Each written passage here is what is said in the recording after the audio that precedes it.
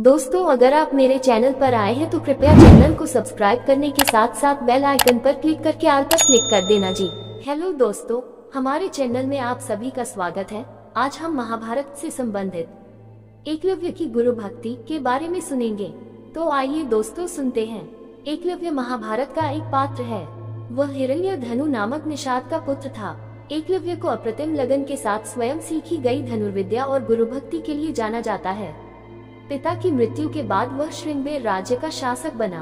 अमात्य परिषद की मंत्रणा से उसने न केवल अपने राज्य का संचालन करता है, बल्कि निषाद भीलों की एक सशक्त सेना और नौसेना गठित करके अपने राज्य की सीमाओं का विस्तार किया।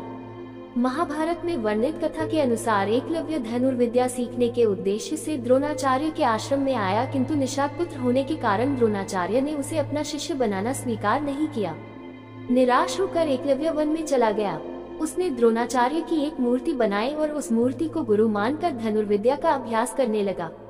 एकाग्रचित्त से साधना करते हुए अल्पकाल में ही वह धनुर्विद्या में अत्यंत निपुण हो गया।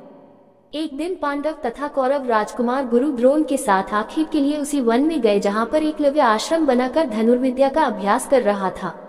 राजकुमारों का कुत्ता भटक कर एकलव्य के आश्रम में जा पहुंचा। एकलव्य को देखकर वह भौंकने लगा। कुत्ते के भौंकने से एकलव्य की साधना में बाधा पड़ रही थी, अतः उसने अपने बाणों से कुत्ते का मुंह बंद कर दिया। एकलव्य ने इस कौशल से बाण चलाए थे कि कुत्ते को किसी प्रकार की चोट नहीं लगी। कुत्ते के लौटने पर कौरव, पांडव तथा स्वयं द्रोणाचार्य ये धनुर्कौशल देखकर दंग रह गए और बाण चलाने वाले की खोज करते हुए एकलव्य के पास पहुंचे। उन्हें ये जानकर और भी आश्चर्य हुआ कि द्रोणाचार्य को मानस गुरु मानकर एकलव्य ने स्वयं ही अभ्यास से यह विद्या प्राप्त की है। कथा के अनुसार एकलव्य ने गुरु दक्षिणा के रूप में अपना अंगूठा काटकर द्रोणाचार्य को दे दिया था। इसका एक सांकेतिक अर्थ ये भी हो सकता है कि एकलव्य को अति मेधावी जानकर द्रोणाचार्य ने उसे बिना अंगूठे के धनुष चलाने की विशेष विद्या का दान दिया हो। कहते हैं कि अंगूठा कट जाने के बाद एकलव्य ने तर्जनी और मध्यमा अंगुली का प्रयोग कर तीर चलाने लगा। यहीं से तीरंदाजी करने के आधुनिक तरीके का जन्म हुआ। निसंदेह ये बेहतर तरीका है और आजकल तीरंदाजी इसी तरह से होती है। वर्तमान काल में कोई भी व्यक्ति उस तरह से तीरंदाजी नहीं करता जैसा कि अर्जुन करता था। आज हम महाभारत से संबंधित लाक्षागृह षड्यंत्र के बारे में सुनेंगे। तो आइए दोस्तों सुनते हैं। दैवयोग तथा शकुनी के छल कपट से कौरवों और पांडवों में वैर की आग प्रज्वलित हो उठी। दुर्योधन बड़ी खोटी बुद्धि का मनुष्य था। उसने शकुनी के कहने पर पांडवों को बचपन में कई बार मारने का प्रयत्न किया। युवावस्था में आकर जब गुणों में उससे अधिक श्रेष्ठ युधिष्ठिर को युवराज बना दिया गया तो शकुनी ने लाक्ष के बने हुए धर्मी पांडवों को रखकर आग लगाकर उन्हें जलाने का प्रयत्न किया, किंतु विदुर की सहायता से पांचों पांडव अपनी माता के साथ उस जलते हुए घर से बाहर निकल गए। अपने उत्तम गुणों के कारण युधिष्ठिर हस्तिनापुर के प्रजाजनों में अत्यंत लोकप्रिय हो गए। उनके गुणों तथा लोकप्रियता को देखते हुए भीष्म पितामह ने धृतराष्ट्र से युधिष्ठिर के राज्याभिषेक कर देने के लिए कहा।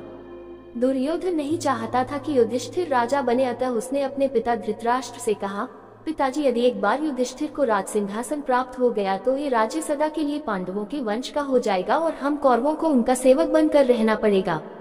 इस पर धृतराष्ट्र बोले, वत्स दुर्योधन, युधिष्ठिर हमारे कुल के संतानों में सबसे बड़ा है, इसलिए इस राज्य पर उसी का अधिकार है। फिर भीष्म तथा प्रजाजन भी उसी को राजा बनाना चाहते हैं। हम इस विषय में कुछ भी नहीं कर सकते। धृतराष्ट्र के वचनों को सुनकर दुर्योधन ने कहा, पिताजी, मैंने इसका प्रबंध कर लिया है। बस आप किसी तरह पांडवों को वारणावत भेज दें। दुर्योधन ने वारणावत में पांडवों के निवास के लिए पुरोचन नामक शिल्पी से एक भवन का निर्माण करवाया था, जो कि लाख, चर्बी, सूखी घास, मूंज जैसे अत्यंत ज्वलनशील पदार्थों से बना था। दुर्योधन ने पांडवों को उस भवन में जला डालने का षड्यंत्र रचा था। धृतराष्ट्र के कहने पर युधिष्ठिर अपनी माता तथा भाइयों के साथ वारणावत जाने के लिए निकल पड़े। अतः वे वारणावत जाते हुए पांडवों से मार्ग में मिले तथा उनसे बोले, देखो, दुर्योधन ने तुम लोगों के रहने के लिए वारणावत नगर में एक ज्वलनशील पदार्थों एक भवन बनवाया है, जो आग लगते ही भड़क उठेगा। इसलिए तुम लोग भवन के अंदर से वन तक पहुंचने के लिए एक सुरंग अवश्य बनवा लेना, जिससे कि आग लगने पर तुम लोग अपनी रक्षा कर सको। मैं सुरंग बनाने वाला कारीगर चुपके से तुम लोगों के पास भेज दूंगा। तुम लोग उस लाक्षागृह में अत्यंत सावधानी के साथ रहना। वारणावत में युधिष्ठिर ने अपने चाचा विदुर के भेजे गए कारीगर की सहायता से गुप्त सुरंग बनवा लिया। पांडव नित्य आखेट के लिए वन जाने के बहाने अपने छिपने के लिए स्थान की खोज करने लगे।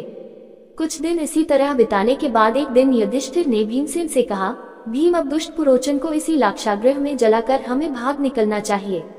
भीम ने उसी रात्रि पुरोचन को किसी बहाने बुलवाया और उसे उस भवन के एक कक्ष में बंदी बना दिया। उसके पश्चात भवन में आग लगा दिया और अपनी माता कुंती एवं भाइयों के साथ सुरंग के रास्ते वन में भाग निकले। लाक्षागृह के भस्म होने का समाचार जब हस्तिनापुर पहुंचा तो पांडवों को मरा समझकर वहां की प्रजा अत्यंत दुखी हुई। दुर्योधन और धृतराष्ट्र सहित सभी कौरवों ने भी शोक मनाने का दिखावा किया और अंत में उन्होंने पांडवों की अंत्येष्टि करवा दी। उम्मीद करते हैं दोस्तों आपको ये लाक्षागृह षड्यंत्र महाभारत से संबंधित ज्ञान सुनने में अच्छा लगा होगा। इसी के साथ विदा लेते हैं। कल फिर एक नए महाभारत से संबंधित ज्ञान लेकर हाजिर होंगे। तब तक सभी दोस्तों को जय श्री कृष्ण जी।